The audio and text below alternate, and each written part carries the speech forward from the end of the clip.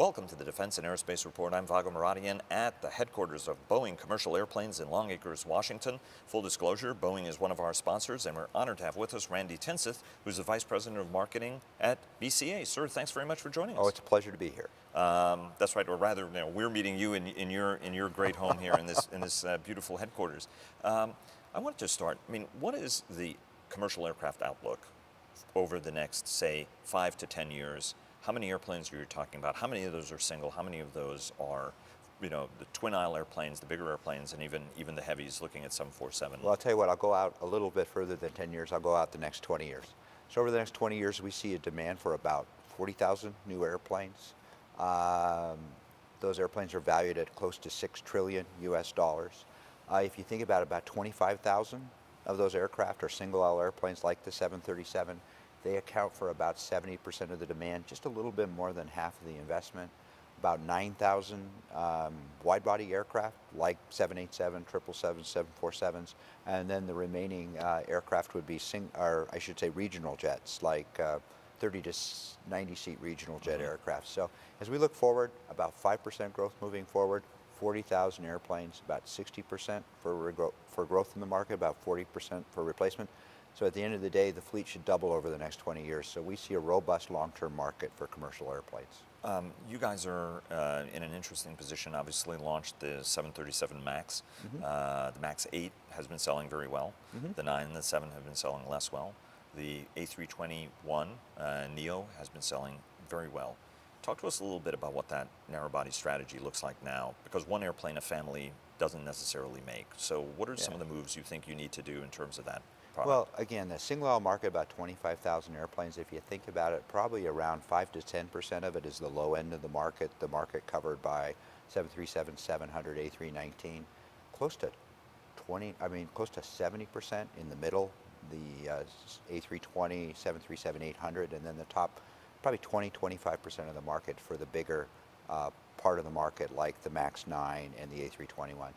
There's no question that our competition has sold, I think has had pretty good success up in that upper end of the market.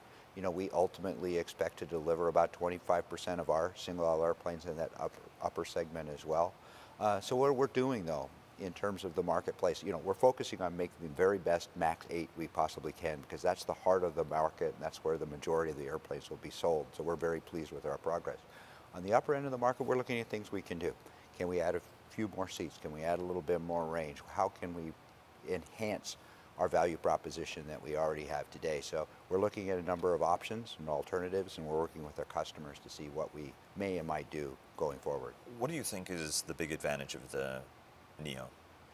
I think Airbus has a good airplane today with the CO, and they're making it better with the Neo. An engine option that provides better fuel burn for their customers and adds the range.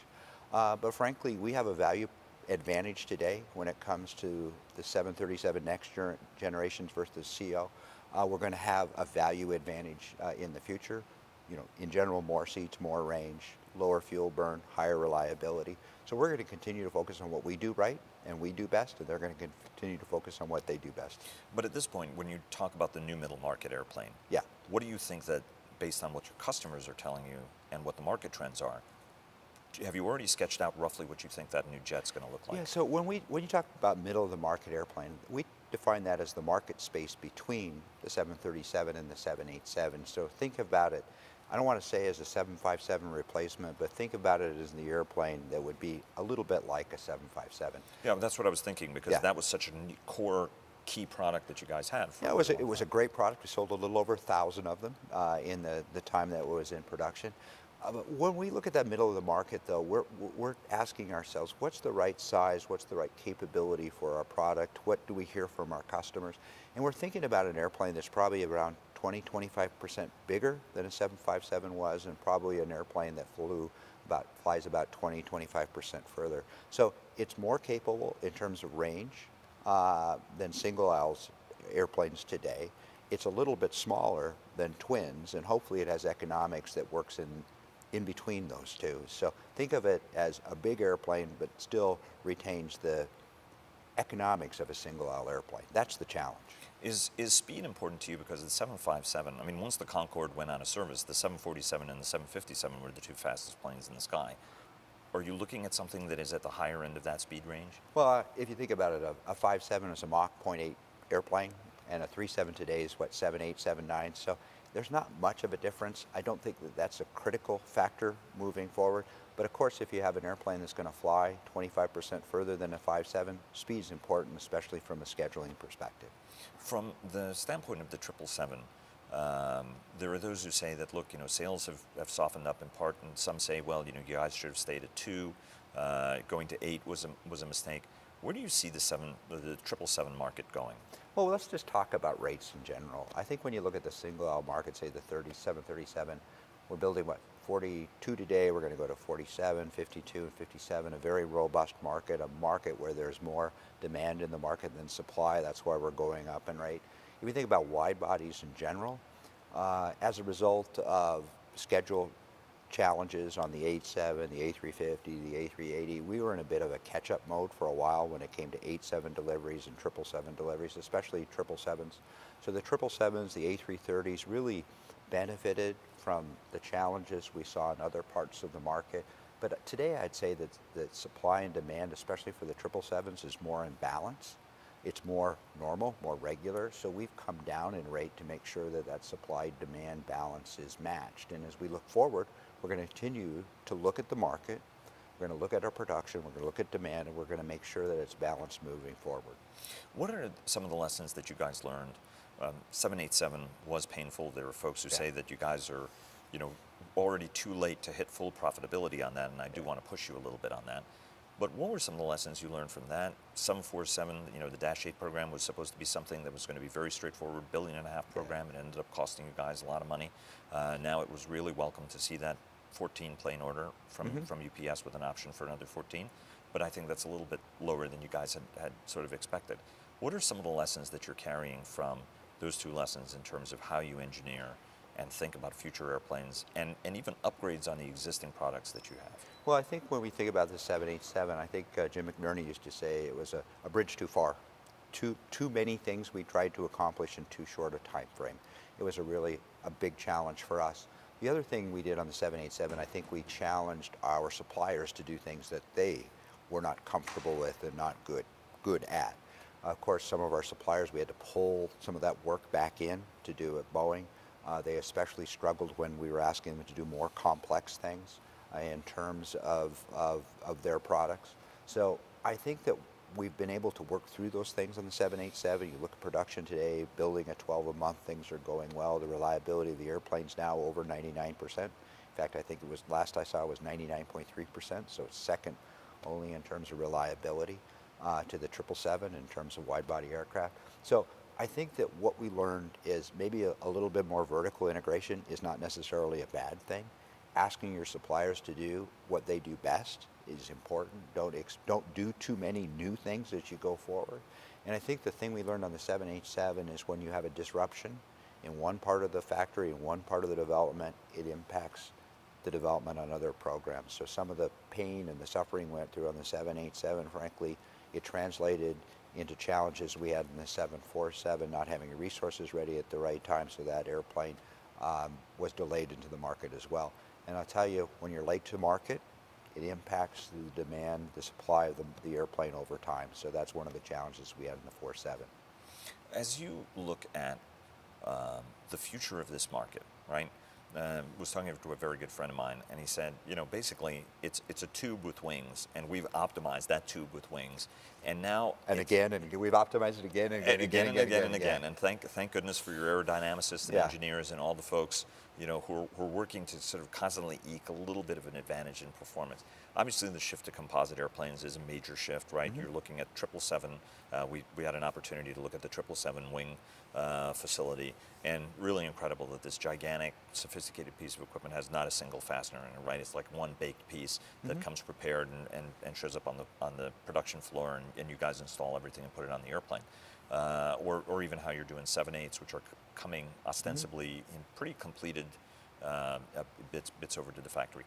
As you look over the long term, what's the next big break? Because if you look at Boeing in the history of the company, it's made these big bets, 707, 747, 787, that have advanced the state of the art in sort of leading ways, and in I think more in the past where the company did bet its entire future on doing things like that. But where are you guys seeing what the future of passenger air travel is going to be? Well, I think if I look out those airplanes 20 years from now, I think they're going to look a whole lot like airplanes do today, but they'll be more capable. They'll be slightly larger, they'll fly slightly further, they'll have higher utilization today, they'll have higher load factors, and in fact, we think airplanes flying 20 years from now will be about 25% more capable in their ability to generate revenue passenger kilometers than airplanes today, just as airplanes today are 25% more capable than they were 20 years ago. I don't know exactly how we will go in terms of fuel efficiency and capability improvements. We tend to find a way to improve the industry about 1% per year, and sometimes that's in single small increments, sometimes that's in big jumps. I look to slight improvements going forward in terms of aerodynamics.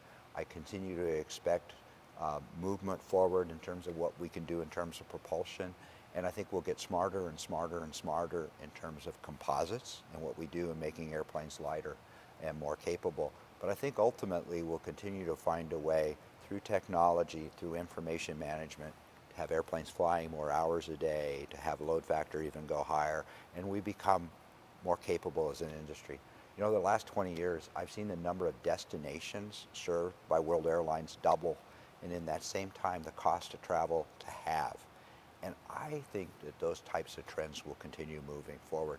It'll be part about what airlines do and their business models. It'll also be about the airplanes we bring to the marketplace. But don't be surprised as we go forward. We don't see these big changes, these big leaps, but we'll still find a way to improve efficiency about 1.5% per year going forward. You don't see the blended wing body or futuristic stuff like that coming to an airport anywhere soon? What I find interesting is we try to make these big, I wouldn't say these big leaps, but we take these significant ideas and concepts and we go to test with them, and then we take little pieces of those and bring them back in airplanes today. And an example would be what we did in terms of the quiet technologies we brought into the 87 or the 737 MAX. That was part of a demonstration program we did 10, 12 years ago, and taking a look at these big concepts. And what we were able to do is take little pieces of that and bring it forward. Then you have the clamshell, the serrated nacelles on the airplane that make it quieter. We did some other technologies to make the airplane quieter. So now we have, think about it. We have a 737 MAX that will enter service next year that will be 20% more fuel efficient than the airplane, than NG that we delivered, 20 years before that, and it will be more than 40% quieter.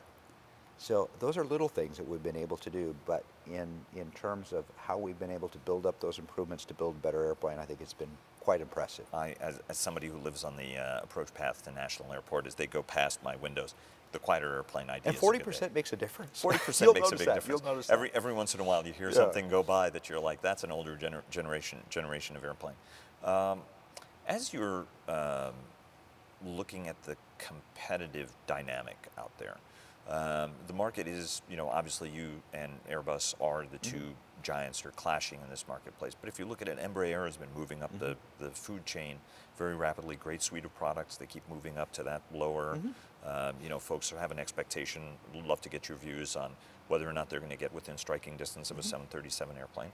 But then you also have the Chinese. With COMAC setting the goal, they're cooperating also with the Russians, and the Russians are, good airplane folks in their own right. Not as well known outside their own market, obviously, for commercial aircraft. How do you see the dynamic? I mean, are you taking Russia, the Brazilians, and the Chinese as serious competitors? Do you think that in 10 years there could be a marketplace where you're going to be fighting a multi-way race for each one of these planes as opposed to a two-way? I think to some extent you see it today, depending on the market. I think Bombardier is clearly there with the C-Series and what they have. That's a direct competitor to our 737-700. I think COMAC you're going to see grow over time, and clearly they've sold airplanes. The question is, can they develop and bring that airplane to market and put it into operation? I think they will. It'll probably be later than sooner as we go forward. But I think this duopoly that we have between Boeing and Airbus is over. I think that as we saw an incredible softening in the regional jet market. The manufacturers have said, I can't make a living down in the regional jet market. It's gone. Fuel prices have pushed us out. It's not where the market is, and they're going into the single aisle. They see that 25,000 airplane market that we forecast, and they're going to compete. And at the end of the day, I think they're going to bring new ideas. They're going to bring new technologies. They're going to make things harder on us. They're going to make it more challenging. But competition is good. I think it makes us better. So no matter who that competition is, I think from a Boeing perspective, and probably Airbus is the same way, how are you going to be successful? You're going to be successful by staying close to your customers. You're going to be successful by having the right strategy. You're going to be successful by investing in the right technology. And you're going to be successful by building airplanes at a cost that makes sense and a cost that goes down year over year. So you take a look at what we've been doing in terms of production in our 737 line and what we're doing in terms of lean. Those things are critical to our success moving forward to compete against, especially countries where the cost of building those aircraft is potentially a little bit lower. How important is sustainment in your future business model? Does the current business model have to change where, I remember being at the press conference when Harry Stonecipher said, we're no longer selling airplanes at a loss. We're going to sell every airplane at a profit. We're no longer going to be giving airplanes away. And you could argue that at that time, Boeing used to make a lot of money because you guys were the OEM on, just about everything on the airplane was Boeing made almost, or certainly Boeing integrated. You guys, I remember being at Messier Dowdy and watching them put complete landing gear sets together for Airbus and then sending you a whole bunch of parts that you guys were integrating. And by the way, there were some Airbus guys who thought that was really, really smart, right? Because you guys were getting a little piece of that action. Then you tried to out Airbus by outsourcing a lot. Where is that? Do you think that a model becomes where you give folks a break on the airplane, a little bit like GE does with engines, and I want to get to Kevin McAllister in a minute, and then make it up on the sustainment side of things? Well, I think that when you take a look at a business case for building a new airplane or what you have today, I think you have to take a balanced look at both the production and the services side. You have to do something that makes sense. On the 87, we went too far. I mean, on the 87, we asked our suppliers to do too much. We should have done more of that inside. We brought some more of that. So we took a pendulum. We probably went way too far. Now we'll bring it back. Exactly where that balance is, I don't know. But about 65% of what we deliver, we buy. And we have to make sure that we buy the right 65% from the right people in the right place. And we have to make sure that we can build a sustainable services business from that as well. So those are things I think we balance as we move forward. Things that maybe 15 years ago we didn't think so much about. We thought about having as vertical a situation as possible. Now you have to just find what's right. The other thing you talked about, new manufacturers. We have to find ways to partner with those new manufacturers as well. So you'll find different ways I think we partner and compete in the future as well. So we have to have a business model I think that works on both sides, and a business model where the things that are important you do. You have high walls around that intellectual property that's really important, and the things that are really generic you can have done other places. You find the best way, and you find the best producers of those products and those commodities, and you buy them on the open market. Ray Connor was a legend in the company, having gone from the production floor all the way up to heading BCA. He has been succeeded by Kevin McAllister of GE Engines, has joined the company, and that has some folks thinking that there could be a strategic change in the direction of the company.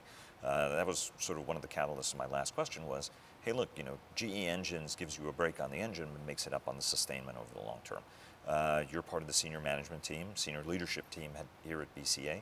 Has the new boss indicated any potential strategic change in direction? I think that's Kevin's opportunity when he's ready to talk about the direction of the company. What I can say is having worked with Ray for well over 20 years, I absolutely respect and have valued my time working with Ray. I cherish what he brought to the table and brings to the table every day, that passion of winning in the marketplace, that sense of customer, that sense of being able to build something and being very proud in what you do. I think we all have that, and Ray has been basically a poster child, I think, to doing business right and especially treating your customer right. And the one thing that I have seen so far is that that's a value that he and Kevin share in terms of doing the right, being competitive out in the marketplace and treating your customers right. And I think that with those two, with that alignment, we're going to be in very, very capable hands. Lest I forget, I mean, I wanted to ask you, and one of the things I should have asked you a little bit earlier is, you know, you guys famously did the whole Sonic Cruiser thing. There were a whole bunch of folks debating whether or not that was a serious thing, or you guys were trying to head fake Airbus at the time over Yeah. A380. You're more than welcome to comment on that if you'd like. But what I'm more interested in is there a place for speed in the marketplace? You know, there are a lot of folks who are looking at supersonic transports. Obviously, Branson is one of the people who's looking at that. There are other companies that are looking at it and saying, hey, look, there's a real premium for this. You know, John Weston, the former CEO of BAE Systems, told me, you know, he started as a Cambridge apprentice on the Concorde line. And one of the things he said is, look, this is the first time in aviation history that we took a step back when Concorde retired. Yeah. Do you think that there's a place for speed in the commercial airplane business? Well, I tell you what, we found very clearly from our customers when we were looking at the Sonic Cruiser that they valued a 20% reduction in fuel a lot more than they valued a 20% improvement in speed. I think if you're going to do something from a speed perspective, it has to be dramatic. And then if you do that, their physics tends to get in our way. In how do you really construct an airplane that meets your environmental concerns as well as meeting the concerns and cost targets for our customers. So I don't know I don't know when we'll see widespread what I'd call commercial supersonic aviation, but whether that comes to the business market at some point in the future, I think it's very possible. I think that's where it would lead, but we have to figure out how to really address these environmental concerns with the high-speed products that you're talking about, and we're just not there yet. Let me ask you about a differentiation of your wide-body strategy from Airbus's wide-body strategy. Looks like they're looking at a new version of the 350, obviously, that they're looking at to go after the 9X from the 777. How do you see that evolving? You know, where do you see them going on the wide-body market, and where do you see you positioning yourself? Well, I mean, the one thing that we've done in our wide-body product line is we tried to provide not only the most capable family, but the most comprehensive. So when you think about it, the 7878, the 9, the 10, the 777-8, the 777-9, the 747, all those airplanes really have been sized and have the capability to complement each other. I think the one thing that Airbus has found is that, you know, they didn't have a long-term plan. They have the A350-900, which I believe is probably going to be the best wide-body airplane they've built. But below that, they really didn't have a solution. They finally went to the Neo. They compromised the design on the 1000 with some of the things they did in the engine and the wings, et cetera, et cetera. So I think the one thing that Airbus has to do is they have to figure out, how do I really compete against the 777? I mean, 10 years ago, they tried to compete. 15 years ago, they tried to compete with the A340. I think the A350-900 was their answer to the 787. But at the end of the day, I don't think the 1000 really addresses what the 777 can do. So I'm not surprised. Well, then they're there's the looking 2000, right? So they're really struggling there. But at the end of the day, we have that more complete, more comprehensive, more capable family. They have made significant investments to fill some of those holes. I think their challenge is they still have a few holes to fill, and the question is, what will they do? Do you, how do you answer, you know, this has been a long-running gun battle between the two of you about, you know, subsidies. You know, the Airbus guys say, we're not being subsidized, we take loans, that's how we do it. They claim that Boeing is the one who's being subsidized, whether by state government or on the federal government side of it. And in fact, they resuscitated the battle that, hey, look, everything Boeing does is actually non-WTO compliant, and everything that we do is WTO compliant. So you and I have had this conversation, but I want to give you the microphone one more time. How do you answer that charge? So we've had a series of cases between the EU and the United States, and the first of those cases, it looks like, is almost to the point where the U.S. government will be able to take action in the courts. What I found probably the most interesting in that ruling was they said without the subsidies that were provided by the European Union, the A300, the A310, the A320, the A330, the A340, the A350, the A380 wouldn't be in the market. So that's how I would respond, is that they are a company that has been built that I think benefited greatly. But at the end of the day, this is a conversation between the United States government and the EU government as to how they go forward. But we're almost to the finish line on that first case, and I think that that case is going to be one in which the U.S. government will come out in a pretty good place. Let me ask you about global manufacturing footprint, right? Airbus obviously has the production facilities in Europe, which are its classical production facilities. It deliberately set up a capability in the United States. United States government can't advocate for two sets of products as long as they're both made in the United States. That was a little bit part of the strategy. That airplane is assembled in the United States, down in Mississippi.